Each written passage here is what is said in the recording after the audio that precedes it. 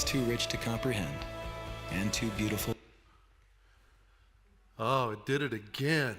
Man, I was thinking last service it did the same thing. So we're really hoping for it. It's an awesome video. I'm sorry you missed it. We'll play it for you next week, maybe. Find out about that. Good to see you guys this morning. You guys, are you getting in the Christmas mood? Do you feel Christmas? It's kind of hard without the snow, though, isn't it? No? I thought that was a great question, and everybody says, no, okay, no, yeah, that's I just love Christmas time. But for me personally, the snow would help me feel a little more Christmassy. But we're doing the stuff.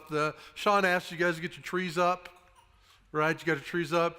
Did you buy your fruit cakes yet? No fruit cakes. Have you had an eggnog flavored latte? Yes, there's one out there. She's in the Christmas spirit for sure. It's been interesting in my neighborhood as people, of course, they went out and they had their first round of putting up lights. And then the weather's been so warm, I noticed this weekend, everybody was out like doing a whole second round of lights in my neighborhood. If it stays warm, my neighborhood's gonna look like a neon sign pretty soon. I knew it was Christmas time because when I came in this morning, there was a box on my desk. And it was nicely wrapped.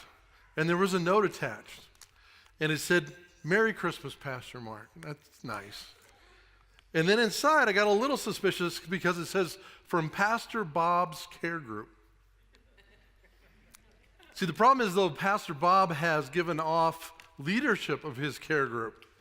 So I'm not sure if this is a setup or what, but the thing that really threw me is on the bottom of it, it says, "Open immediately."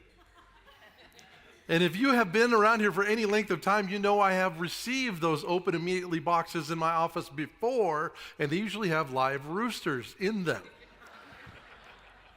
So I'm shaking this, I'm like, that'd be a tiny rooster, but I'm making sure, and then Christina was there, I'm like, hey, come open this box for me. I don't want to do that, but there was a shirt inside. It's a very nice shirt, but you guys need to see this. Can you get a shot of that?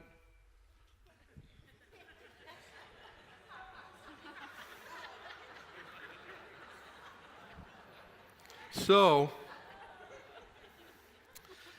Pastor Bob will be looking for a new job on Monday. It was nice having him. So here's what I want to do to just kind of get you in the Christmas spirit. We're going to play a little game. And what we're going to do is I'm going to make a statement, and then I would like to have you guys finish the statement for me, if you would. And I want us all to participate. Go ahead and say it out loud and proud. If you mess up, there's only like 400 people in here that will judge you, okay? So no big deal at all. First one, dashing through the snow on a one-horse open sleigh. Okay, next one. Luke, I'm your father. I didn't tell you these were all Christmassy, did I? A picture is worth 1,000 words. Exactly. There is no place like home. All right, click your heels when you do that one. And here's my favorite. Grandma got run over by a... I put that one in and my wife said, that's not funny. That's not funny. Take that out.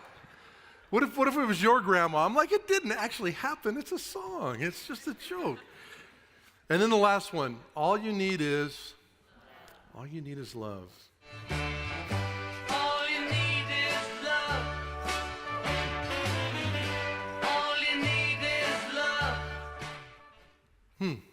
It's an interesting statement.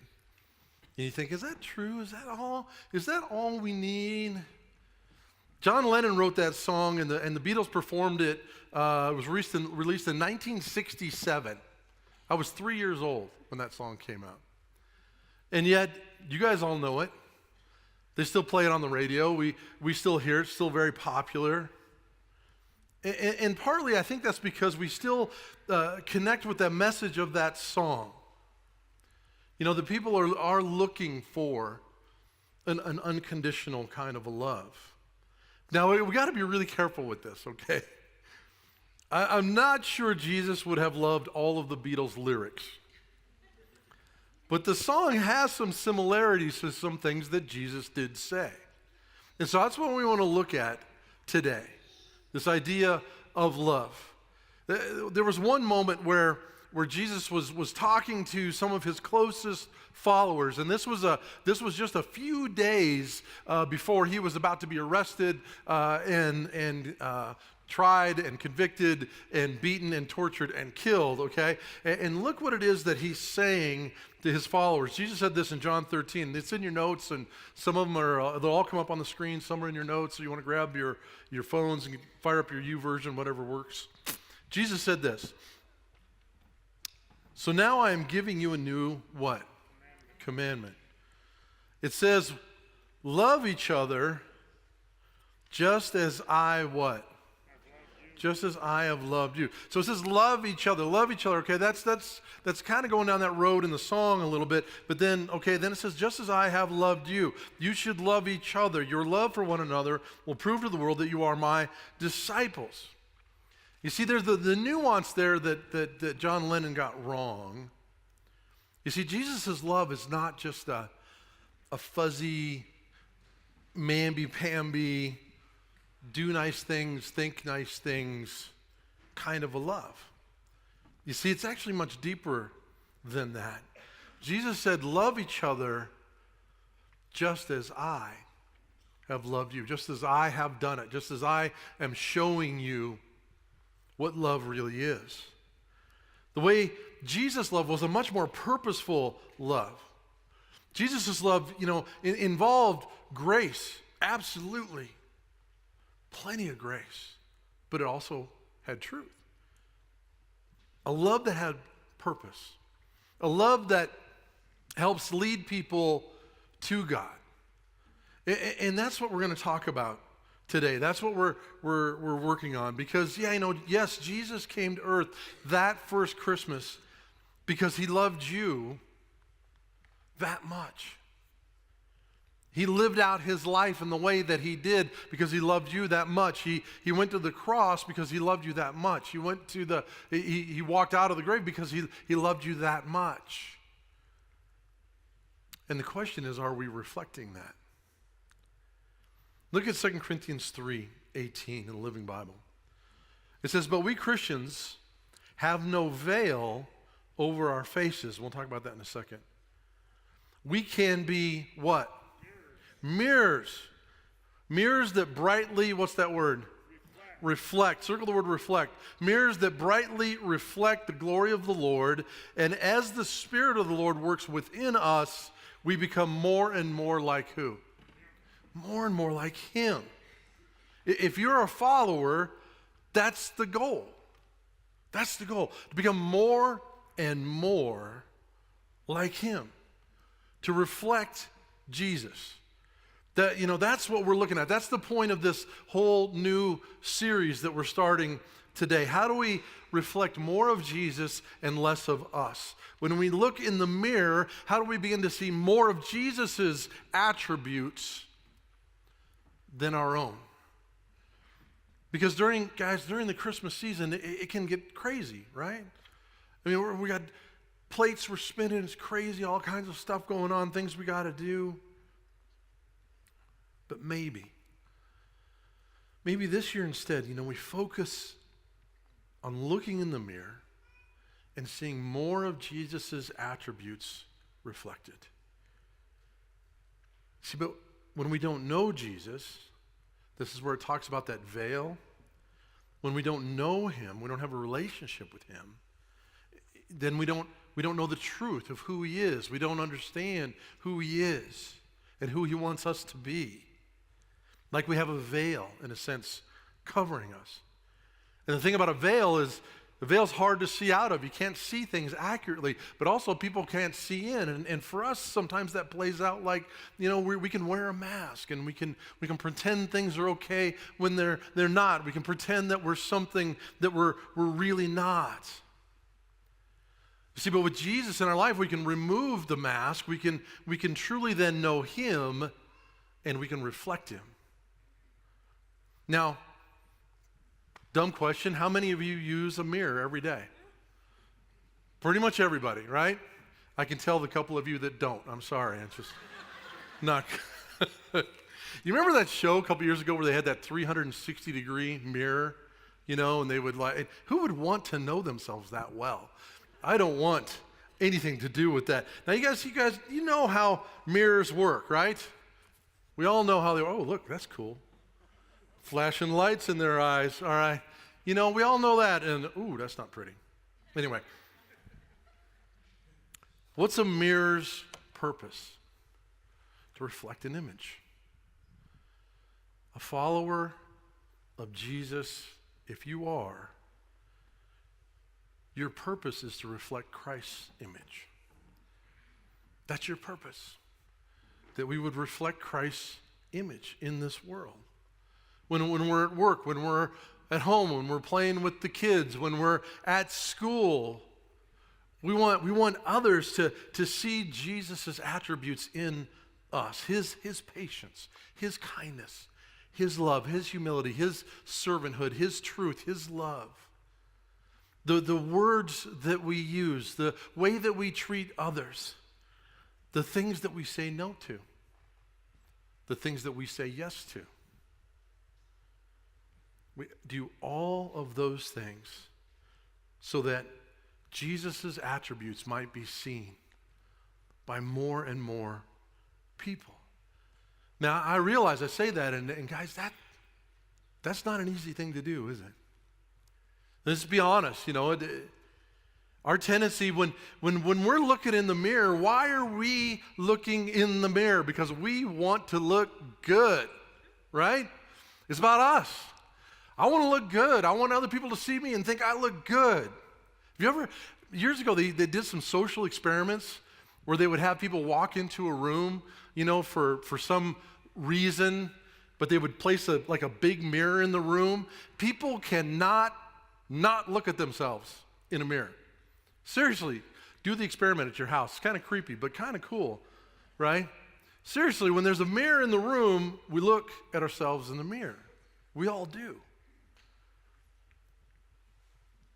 But if we're going to live so that Jesus is seen more and we're seen less, that's a huge challenge.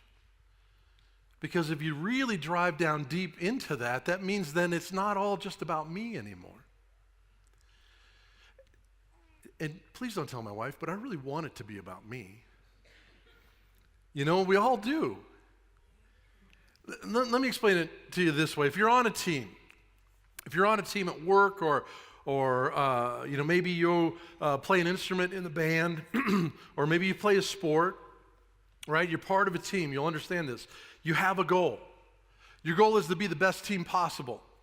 Your goal is to sound as good as you can possibly sound as a band.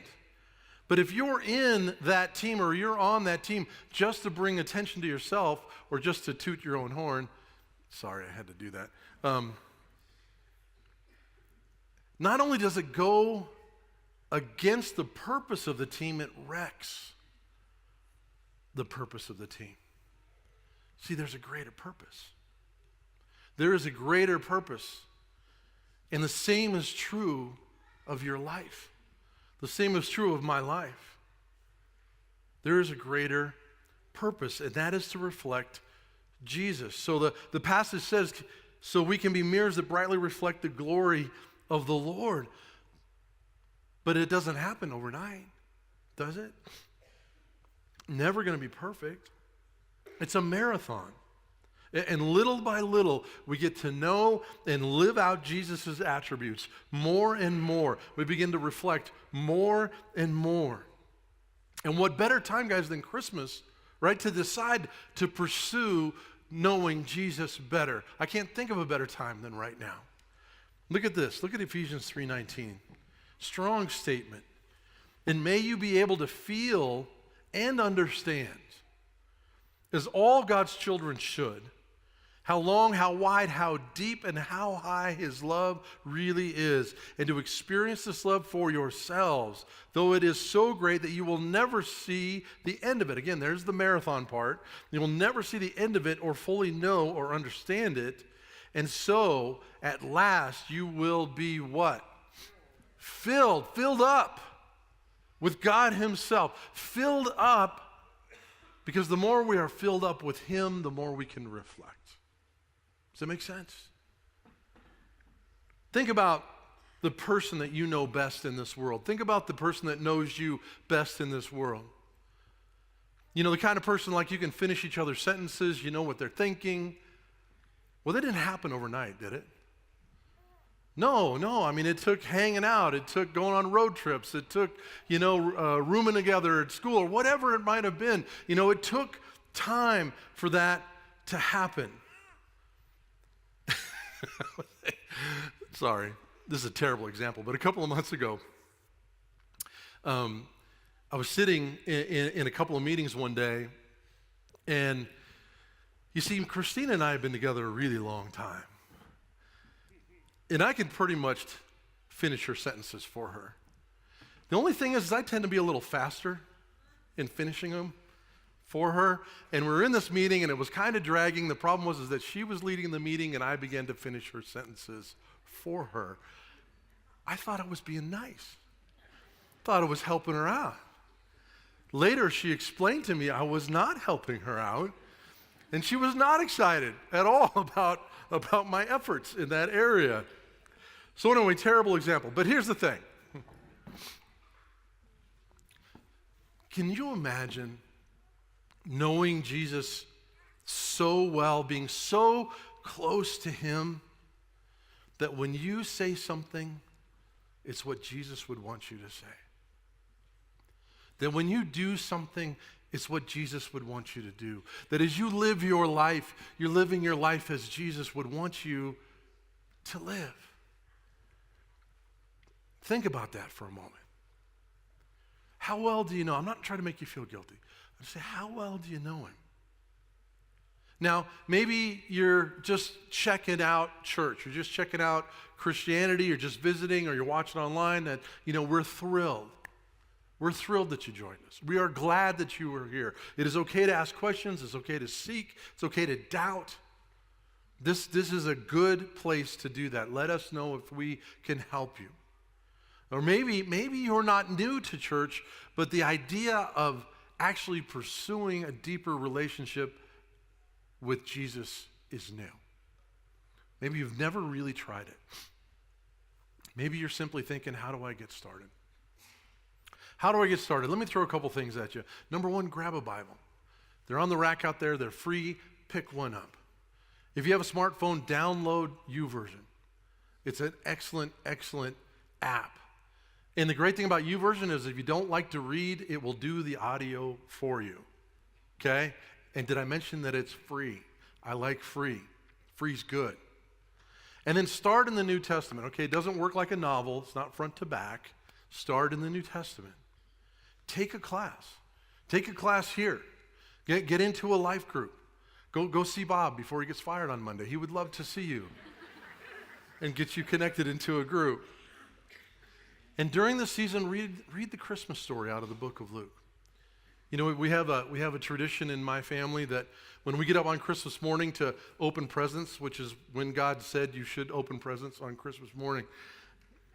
That's a joke. Calm down, people. You're serious about your presents, aren't you? Wow. We'll sit down and we just read through the Christmas story before anything else happens, because that's what it's about. Or grab a good, if you get YouVersion app, check out a great Christmas devotional. I put a couple of ideas for YouVersion devotionals in your notes today. This is a great time to start. You know why it's a great time to start? Because this weekend is the first weekend of Advent. Some of you know what that is. Some of you have no idea what I'm talking about.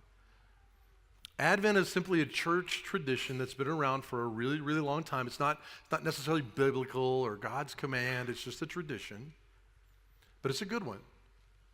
Advent is a word that simply means coming, or the arrival of something that you are highly anticipating. In this case, there's two things. So if you're a follower of Jesus, it's preparing our hearts to celebrate what Jesus did for us by coming to earth that first Christmas. And it's anticipating someday that Jesus will come back again. Here's the question. Are we preparing our hearts for Christmas? Are we preparing our hearts for his return someday? Or will we just be distracted by all that we have to do?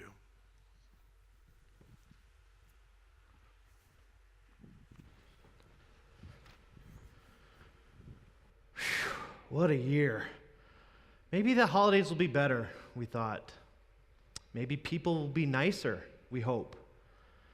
And then comes Thanksgiving with the in-laws. Surely another piece of pumpkin pie will ail all that's bothering us.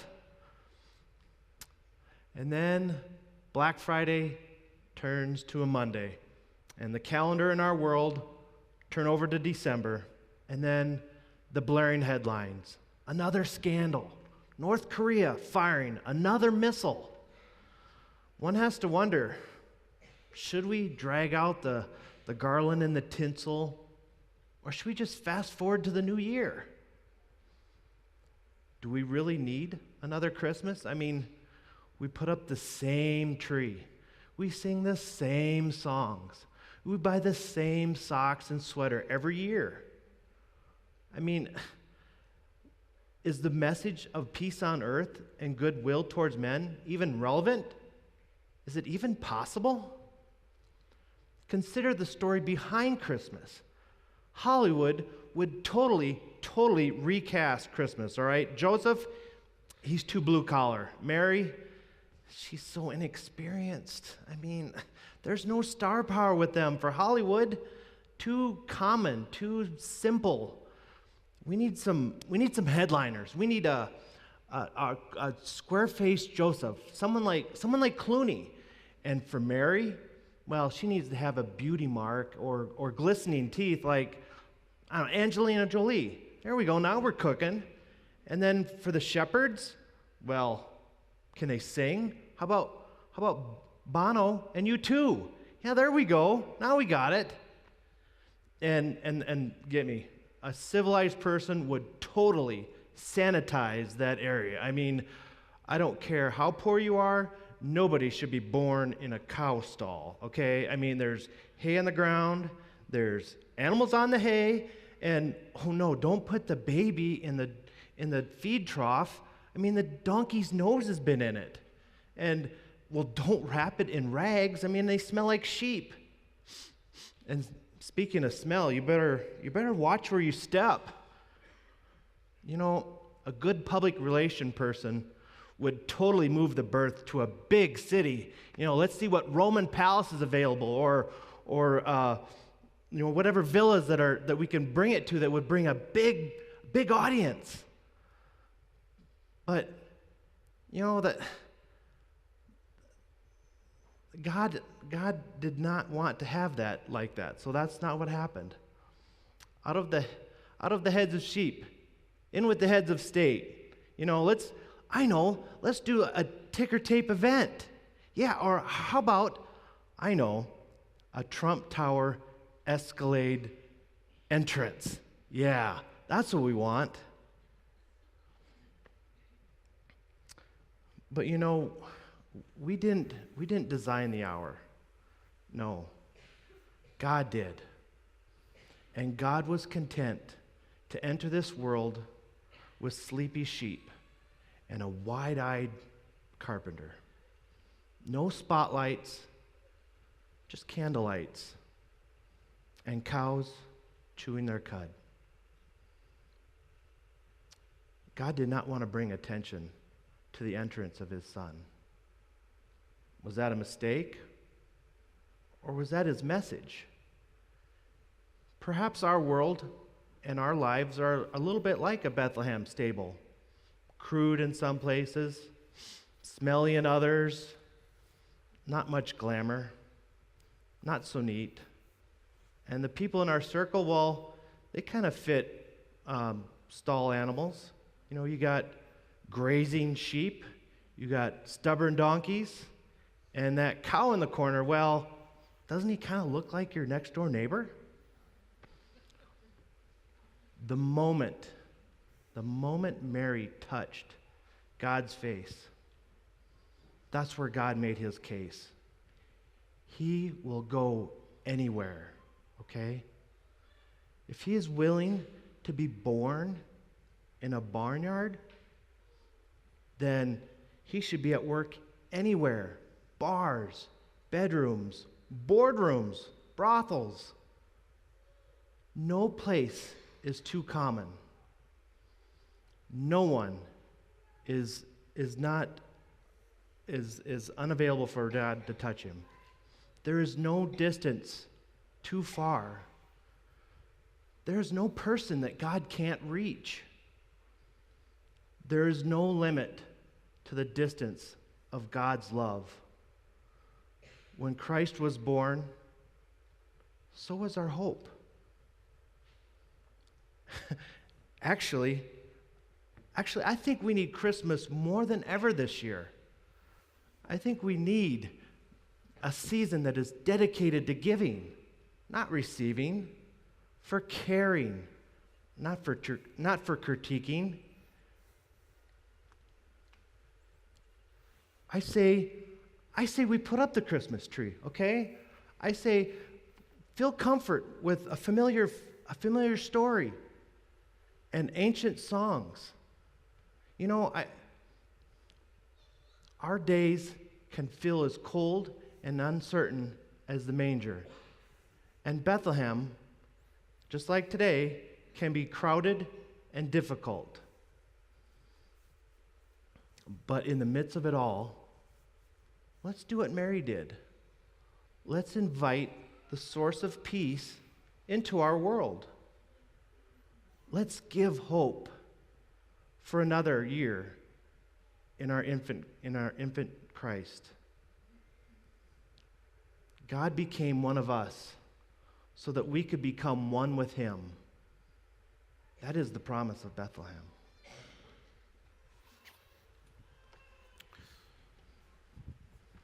Jesus came to that cold and smelly place,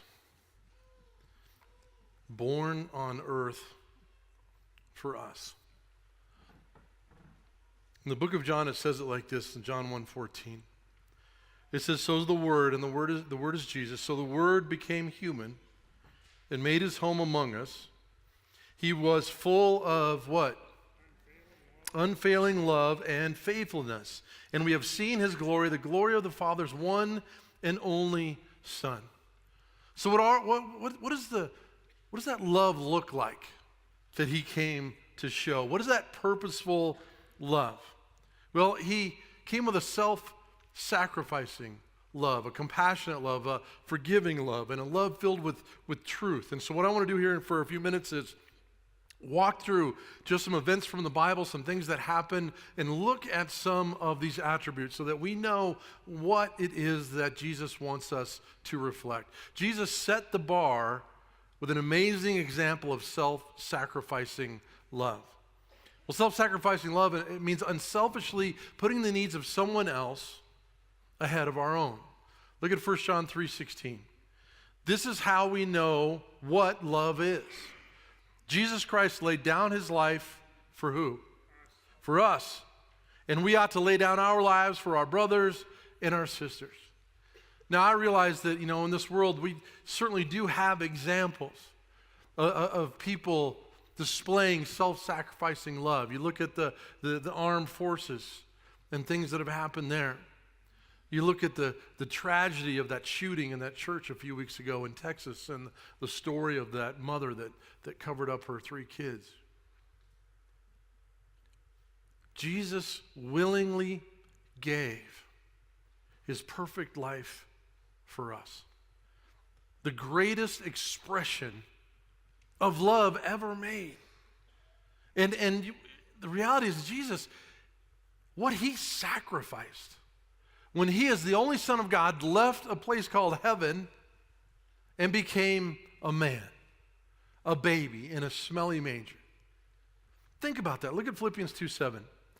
It says, rather he, talking about Jesus made himself nothing by taking the very nature of a what? Of a servant, being made in human flesh. I mean, that's no easy task. I mean, can you imagine, sacrificing at that level, I can't even fathom it. I can't even really even wrap my head around it. The only thing, I was trying to come up with an example, and I can't even come close. The only thing that I even could come up with was simply this. About 7 years ago, a friend of mine who's a pilot asked me if I wanted to go to Israel with him, and he had a buddy pass. And I was like, let me think about it. Okay. And so we went to Israel for a few days and had a great time. And the really sad part of this story is that when we took the long portion of the flight from New York City to Tel Aviv, it was like 16 hours. We had to sit in first class. I know. It brings a tear to your eye, doesn't it? I got to see behind the curtain. For the first time, I finally got to see behind the little curtain.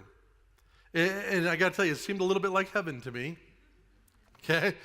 Big, giant, comfy seats, TVs, real silverware, real food, cold water pop whenever you wanted it, headphones, tons of space to stretch out. I mean, I'm not a small person, and, it was big enough. It was awesome.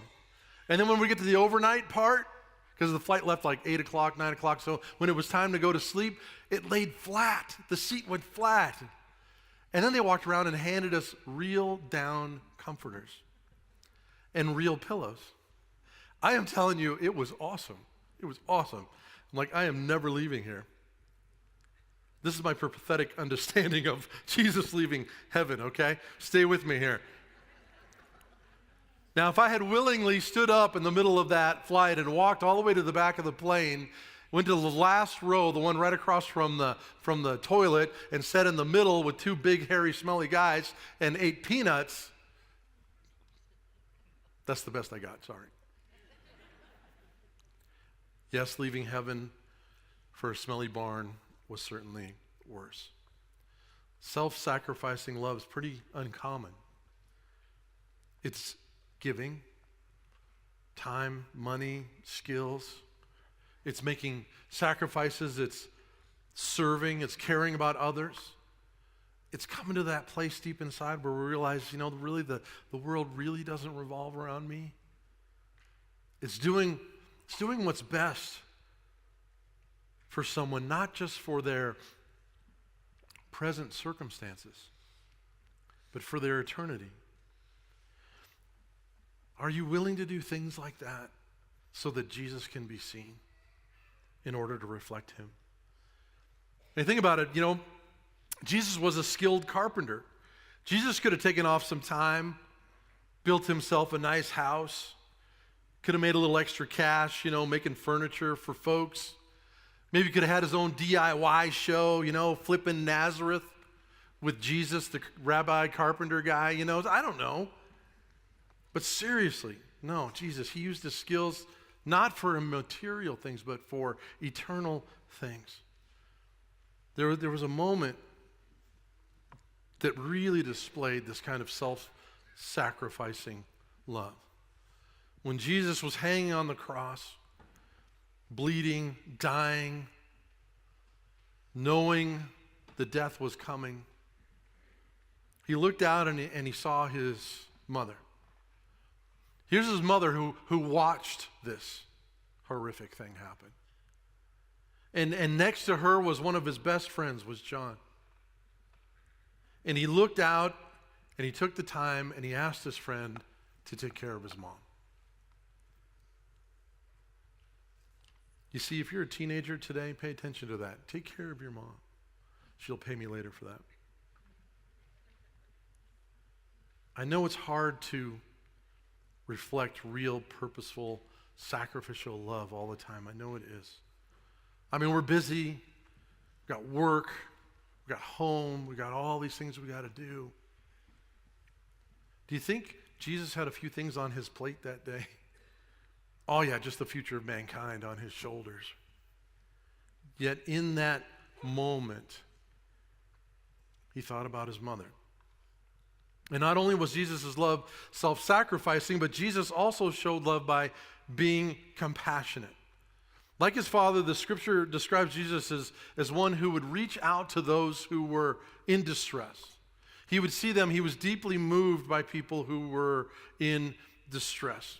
Let me give you one moment. There was a situation, the apostles were excited. You see, they'd just come off of this really, really effective ministry tour. Everywhere they went, the crowds began to get bigger and bigger and bigger. And then they finally got to the crescendo of this tour, and they fed 5,000 people with just a couple of fish and a few loaves of bread. And that was like the encore. And they're like, this is awesome, great tour, guys. Time for some R&R.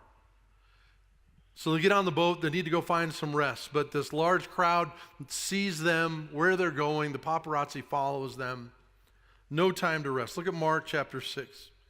So they left a boat for a quiet place, or left by boat for a quiet place, where they would or could be alone. But many people recognized them and saw them leaving. And people from many towns ran ahead along the shore and got there ahead of them. Jesus saw the huge crowd as he stepped from the boat, and he had, what's the word? He had compassion on them. And we've talked about this before. The Greek word for compassion there is the word splanchna. I just love that word. I'm sorry, it's just a cool word. Splanchna. In fact, you know what? Let's all say that together. Ready? 1, 2, 3. Splanchna. Awesome. Splanchna literally means your guts. Jesus, when he felt compassion, felt it deep inside of himself. Many, many of the things that Jesus did on this world, he did out of compassion to relieve the pain in others. Look at Luke chapter 5. In one of the villages, Jesus met a man with advanced case of leprosy. When the man saw Jesus, he bowed with his face to the ground, begging to be healed. Lord, he said, if you are willing, you can heal me and make me clean. Jesus reached out and what? Touched him. I am willing, he said. Be healed. Circle that phrase, touched him. Touched him. What you need to understand is that it was against the religious rules of the day to touch lepers. What had started out as a quarantine had become this horrible, overbearing burden for the sick and for their loved ones. Jesus knew he was breaking a rule, yet instead of turning away, or instead of telling the man to turn away, Jesus was deeply moved. And he did something that was totally unthinkable. Jesus touched him. Can you imagine what that touch meant to that leper? Can you imagine living your life where no one ever touched you? Where nobody ever touched your hand, never hugged you, never even did that awkward side guy hug thing that we do? Can you imagine what it meant to that man when Jesus reached out to him? It might have been years since any human being had ever touched him. And maybe at some level, you may feel untouchable. Maybe because of something that you've done, something that was done to you. You feel untouchable. Yet if you look at Jesus, the love, the compassion, what he did for you, he wants to have a relationship with you. No matter your past, will you let him in? What would our world be like if we truly reflected that kind of purposeful love? Jesus also showed compassion on those who were grieving. Many of you are in this category. We had a lot of funerals here this year. It was a tough year. Some of you are grieving those losses, feeling those losses. Jesus cares about how you're feeling. Look at Luke chapter 7. Here was a moment. There was a funeral procession that was coming out of a town as Jesus was approaching this town. The funeral procession was coming out as Jesus approached the village gate. The young man who had died was a widow's only son, and a large crowd from the village was with her. When the Lord saw her, his heart overflowed with splanchna, compassion. He felt it. Don't cry, he said. Then he walked over to the coffin and touched it, and the bearer stopped. Young man, he said, I tell you, get up. Then the dead boy sat up and began to talk, and Jesus gave him back to his mother. Now, in that situation, that scenario, the circumstances were especially tragic because this young man was the only son that this woman had, and she was a widow, no husband. So the only son, obviously, relationally, that was kind of a big deal, but it was also a little bit of a survival thing at that time. And Jesus cared about her loss. You see, again, Jesus was nice to mothers. I should have saved this message for Mother's Day. It would have been perfect. Okay, but get the big picture here, guys, okay? Very cool thing what Jesus did. Did the boy eventually die? Did he? Yes. Just like we all do. Okay? Jesus had compassion and acted to relieve the mother's grief at that time. Notice the connection between compassion and action. Jesus cannot see the plight of others without being moved to compassion, to feel it in here. But he cannot be moved to compassion without doing something about it. How do we reflect that example? As a Christ follower, we have the opportunity to share the good news with other people. We are called to do that. The best news ever, that Jesus came and died for everybody walking the face of the earth right now. But why do we do that? We do that out of God's love and compassion because we want to share what we've been given. We want to reflect that. And again, it's not just love. It's Jesus' love. It's love with a purpose. Remember, what did Jesus say? Somebody asked him and said, hey, what's the most important commandment? The great commandment. Matthew 22. Jesus replied, love the Lord your God with all your heart, soul, and mind. This is the first and greatest commandment. The second most important is similar. Love your neighbor as much as you love yourself. To love God, to accept God's love for you, and then to reflect that love to others. Jesus perfectly reflected his Father's love in another very important way. Jesus was ready to forgive. Jesus was ready to forgive. Again, after Jesus, or in that moment where Jesus was being tortured, where he's hanging from the cross, he's been humiliated, going through the pain and the humiliation of being nailed to that cross by those Roman soldiers. He cared for his mother, yes, but what else did he do? Well, you know what? He could have called down 10,000 angels to wipe out the soldiers who had done that to him. But instead, look what he says in Luke 23. Jesus said, Father, what? Father, forgive them, for they don't know what they're doing. Look at the rest of that verse. And the soldiers gambled for his clothes by throwing dice. How degrading. But Jesus chose. He chose to forgive. Think about Peter. Peter's, again, one of Jesus' closest friends. They'd spent years together. And as all of this was beginning to come to a close, as the arrest was imminent, Peter said to Jesus, we're like this, and I won't ever leave you, and I'll die with you. But then when it all came down, Peter just took off. And then in the process of that evening, Peter 3 times denied even knowing Jesus. So think about this. Jesus dies. What's Peter feeling? I just betrayed my best friend. Am I unforgivable? Did Jesus forgive me before he died? Well, the cool thing is Peter didn't have to wait long for an answer.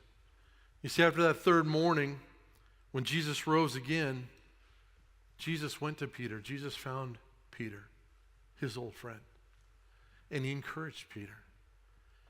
And he gave Peter a mission. That's how much he loved him, forgave him, and entrusted him. He gave him the mission of the church to reach out to others with this purposeful love. And then there's Jesus' truth-filled love. You see, because the truth is, guys, we're all just like Peter. We've all done things outside of God's plan, and it's called sin. And that's what keeps us from that perfect relationship with God. Yet Jesus loved us enough to come to this earth to pay a price that we couldn't pay to answer our dilemma. Best news ever. That we can turn away from the life that we've been living and we can trust him. And we can go a better way. We can have that hope.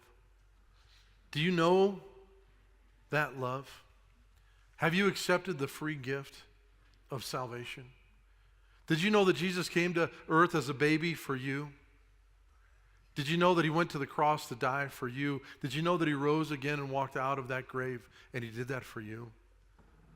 Just because he loves you that much. Have you made the decision to accept that gift, the best Christmas gift ever?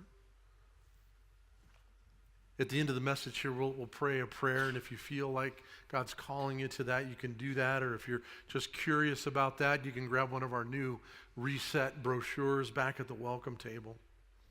And then after we come to know his love, we reflect that love to a world that needs it. When we express that kind of love the way Jesus did, unselfishly, giving ourselves on the behalf of others compassionately, forgiving, speaking truth, then we're reflecting that love with a purpose, that Jesus came not just to love, but to save humanity. Guys, at Christmas time, we celebrate. We celebrate and focus on the fact that Jesus came for us. Jesus' purposeful love for us. Just like Jesus didn't accidentally come to earth. Jesus wasn't accidentally born in a barn. Jesus didn't accidentally allow himself to be arrested. Jesus didn't accidentally allow himself to be nailed to a cross. He was intentional. As we reflect his love, will we be intentional? So I want to encourage you. Here's what I want you to do. I want you to think about this, pray about this. I would encourage you to do some intentional acts of purposeful love this week and leading up to Christmas. I want to encourage you to practice unselfish, intentional ways to express love and kindness to others. Not for fun, not for self-promotion, not for countryside promotion, but purely just to reflect the kind of love that you have received from Jesus. Okay, well, what does that look like? Maybe for you it's just praying for people. Pray for everybody that you see, at work or at home or when you're driving through your neighborhood. Maybe for you, you're standing in a long line at Walmart and, you actually let somebody go in front of you. Do something special for your kids' teachers. Help out in the classroom. Visit a shut-in. Read a Christmas story to the neighborhood kids. Forgive somebody. Maybe forego a daily workout and help somebody with their homework. Bring a meal to a family that has an illness or a loss. Take some cookies to your neighbor and get to know them. Or maybe even let your spouse choose the channel on the television. Okay? I realize I went too far there. I heard about this after the last service. They're like, you just got up to it and you just went too far. Maybe, just take some of your time and sit down and read. Read the Bible. And let your kids see you doing it. Let's do purposeful acts of Christ-like love as we reflect him. Okay?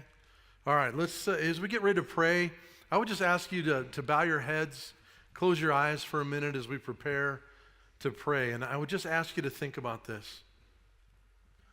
As you bow your heads, as you close your eyes, could you make a decision today? Could you make a decision to say to God, God, I want my life to be about reflecting Jesus? And Lord, thank you that I'm not going to do it perfect, and I don't have to do it perfect. But I want that to be my goal. And God, as we get ready for Christmas, we ask, God, that you would fill us up with that love. Father, for all of us today, as we come, we're so grateful that you were willing to come into that smelly manger for us, born into poverty for us, leaving heaven for us. Lord, what a gift. And God, I ask today, encourage us and help us, Lord. We want to be your hands and feet in this place. We want to reflect more of you. Father, but we can't do that on our own. We can only do that with your help. And then, Lord, for those maybe today, they're feeling that tug on their hearts. And they were waiting. They thought maybe, if I clean myself up, if I'm good enough at the end, Lord, help them to know that that's not the way. We just simply need to open that gift. The gift that you freely gave all of us. And if that's you today, you can pray a very simple prayer. You can pray it in your head and God will hear you. Just say, Dear Jesus, come into my life. Come into my heart. Lord, forgive me for all the sin and mistakes that I have ever made. Lord, I want to reflect you. I want to be more like you. And Lord, I have no idea what this race looks like. But God, all the days of my life, I want to go with you. And then, Father, for all of us, as we come into this Christmas season, help us, God, to open our eyes, to look around us, to see the opportunities, to share that purposeful love. God, give us the opportunities and give us a heart and a willingness to do it. And that, Father, that in that process, that your name would be praised. Father, thank you for such amazing love. We do love you. We pray all this in Jesus' name. And everybody said, Amen.